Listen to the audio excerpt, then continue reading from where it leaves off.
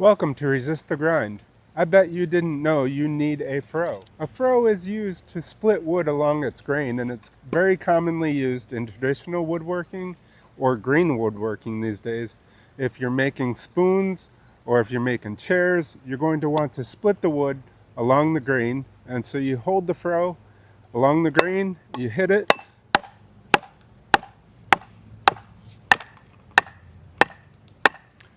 and once you get the grain going, you let the froe do the rest. It just splits right off very easily. So before we get started, one of the things I wanted to remind you is I'm not a professional blacksmith. I'm a professional hobbyist. So I like to do things and build things.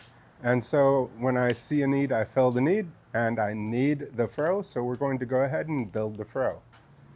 To get started on this froe, what I've done is found a piece of leaf spring from our bucket of tetanus that I showed you in the nail making video.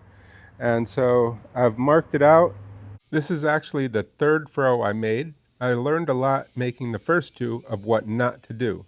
So here we are cutting the leaf spring to length. As you see on the other end, I've cut the angle for the end of the froe. For this project, I'm going to be using the gas forge. So while I'm cutting out the metal, I'm going to go ahead and heat up the forge.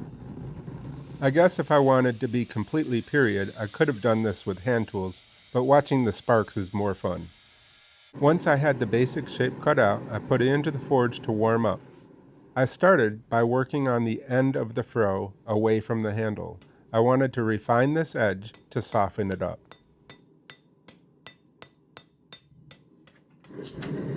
Well, I've got it somewhat straight. There's a crook up here, but I'm going to be bending this out to about a 45-degree angle, or a 90-degree angle probably. So we'll go ahead and start heating up over here.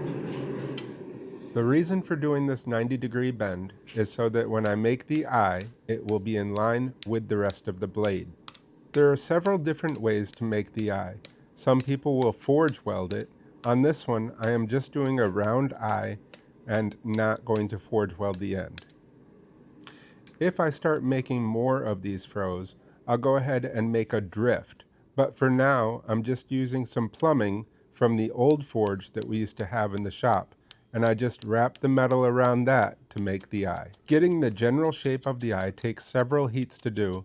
Probably another good idea would have been to have this closer to the forge so I wouldn't lose heat along the way.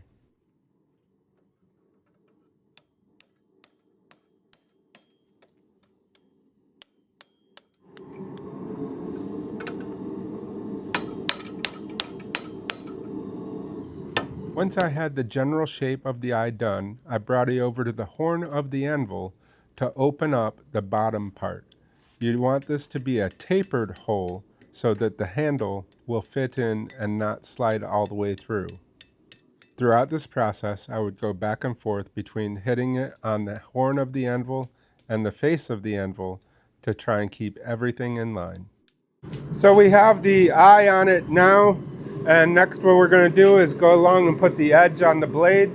It doesn't have to be a very narrow, or we're not trying to cut through the wood, it's trying to split it. So we'll just put a little bit of an edge on it, maybe clean it up with the belt sander. To put this angle on the edge of the froe, I would use the side of the anvil and hit along that edge.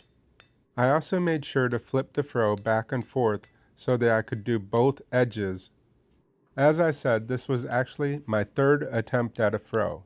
The first one, the end of it, burnt up in the coal forge because it was too hot.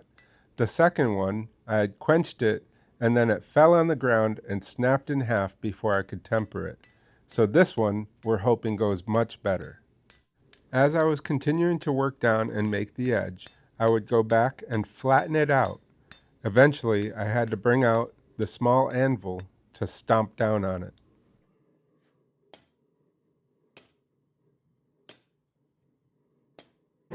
Next, what we'll do is we'll normalize it. So we're going to bring it up to a nice even heat as much as we can. Then we'll turn it off, let it cool, and do that a couple times. Normalizing helps to refine the grain structure and relieve internal stresses. Well, we've already normalized it one time. We're going to do it another time and one more time after that for good measure.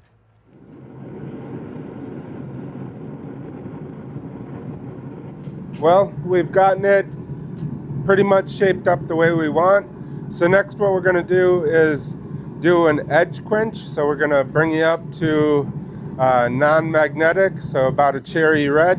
And then we're going to try and dip it in to the oil, maybe about halfway, and let the bubbles stop. Then let the residual heat do the tempering. So we'll try that. Never done it before, but everything can be a learning experience. So may end terribly or may work out just fine.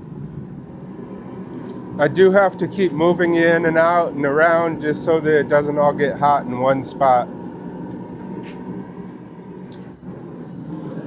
We're starting to get close. I've got some little magnets here that I've been holding up to it, and it's getting pretty close to non-magnetic. And so once it does get to that point, we'll go ahead and quench the edge of it.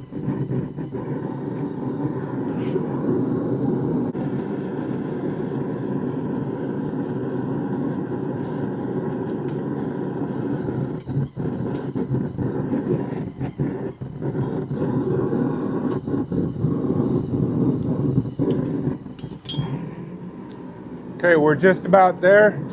So we're going to go ahead and pull it out.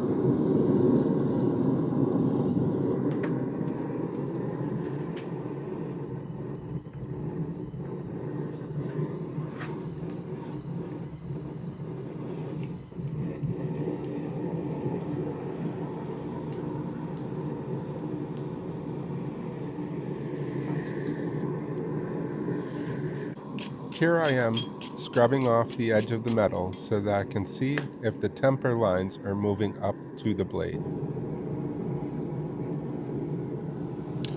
Okay, we're going to let it continue to get cooler and cooler. You can't see from this angle, but only about half of the froe is in the oil. The rest of it is out so that it will stay warm and can slowly cool. I'm not sure if it'll show up, but I've sanded it away and it is that straw color that we're looking for. So I did take a file to it and definitely skates more across the blade and the spine it actually digs into. So that means it's softer back here. It should work out. So the next thing we're going to do is go ahead and make a handle for it. Well, if you've watched some of the other stuff that I've made on my channel, if I can use green wood, I love to use green wood. If I can repurpose something, I enjoy doing that. One place that I found that I can repurpose sometimes is from the local axe throwing place. They use these targets, and a lot of times near the outer edge of it, it's actually still decent, good wood. And so we're going to try and cut this off and see if we can use this for the handle for our froe. Towards the center definitely gets all chopped up and pretty nasty, but out towards the side you can see this is all still pretty good wood. In one of my recent videos you saw me build this saw bench, which will work great for doing this. I do have it on a little bit uneven ground right this second, but this should hold it nicely.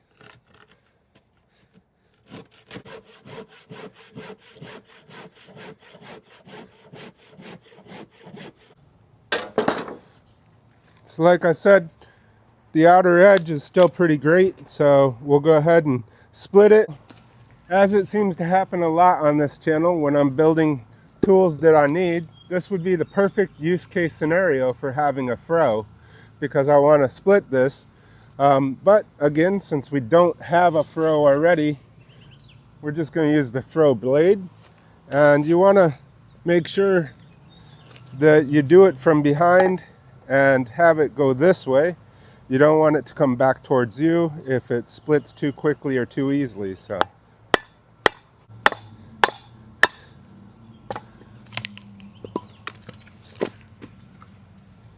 that's pretty close for our handle. We're going to have to shape it up and everything, but again, you can see it looks pretty nice. A little bit here on the edge here that's not perfect, but that will be able to be cut off over at the shaving horse. Before we head on over to the shaving horse, we're just going to go ahead and get it slightly rounded over here.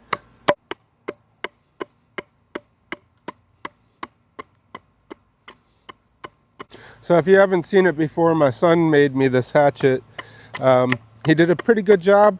I think that I'll probably end up putting a new handle on it just because of the shape. It seems a little bit wide right here, but the blade seems to work very nicely. Pretty proud of him. It's his first hatchet he ever made, so if you get a chance, definitely check out Lost Colony Forge on YouTube.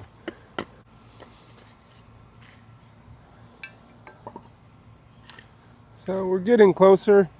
Probably can head over to the shaving horse pretty soon. Just gonna keep going down a little bit more.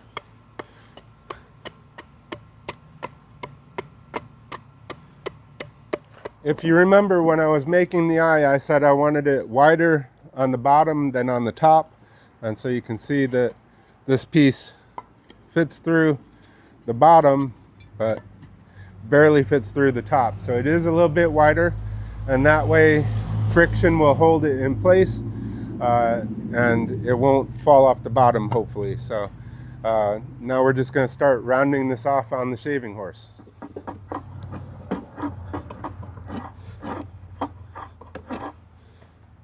Like we said, we know that the bottom this end can fit in, so we're just going to continue to make it wider.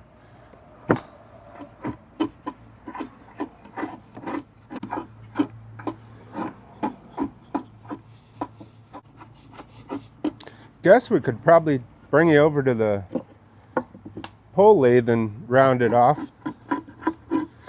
I have been really looking at some plans. I got a new book on green woodworking by Mike Abbott. Definitely, it's a hard book to find because they're out of print. He's got several books. I only got the green woodworking one. Trying to find the other ones, but it's just been very difficult. But he has some great plans. 2 different styles in the different books. So, well, let's see how we're coming along. We want to come up from the bottom.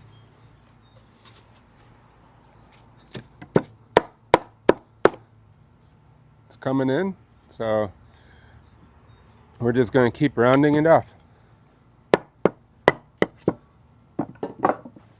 Now what I'm doing, since it's not a perfectly round circle, is I put it in there and I look down at it and I see where I want it to get a little bit taken off.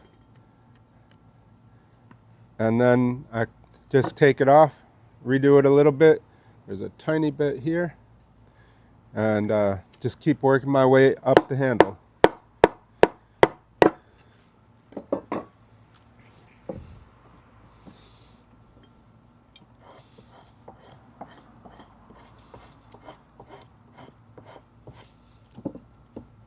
And the other thing I did is I marked where I want my blade to be, so every time I put it back in the same orientation rather than flipping it around and forgetting which side is up and which side is down.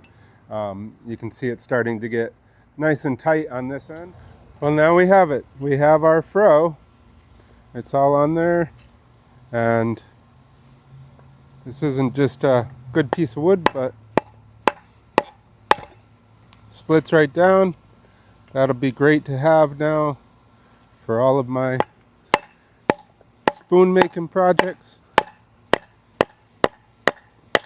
or any other green woodworking project. So stay tuned and we'll see how we use this Froe in a future video.